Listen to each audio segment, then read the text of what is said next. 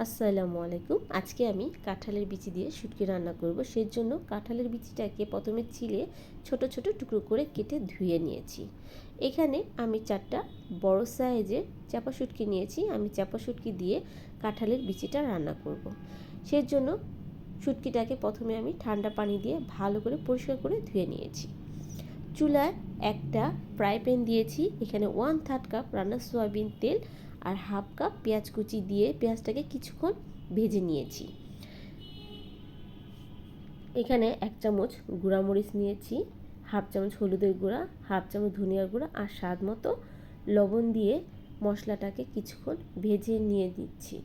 আর মশলাটা যেন পুড়ে না যায় সেজন্য আমি 2 টেবিল চামচ পানি দিয়ে দিয়েছি। একটু মশলাটাকে পানির সঙ্গে মিশিয়ে এখানে আমি 1.5 চা চামচ আদা রসুনের পেস্ট দিয়ে দিচ্ছি।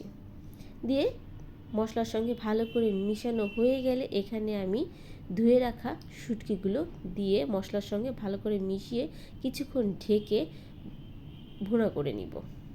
তো ভুনা করা হয়ে গেলে এখানে 5-6টা রসুনের কোয়া দিয়ে দিচ্ছি। শুটকির মধ্যে এইভাবে রসুনের কোয়া দিলে খেতে ভীষণ ভালো লাগে। এখন কেটে রাখা কাঁঠালের বিচিগুলো দিয়ে আমি মশলার সঙ্গে কিছুক্ষণ ভুনে নিব। তো মিডিয়াম আঁচে আমি ঢেকে কিছুক্ষণ ভুনে নিচ্ছি।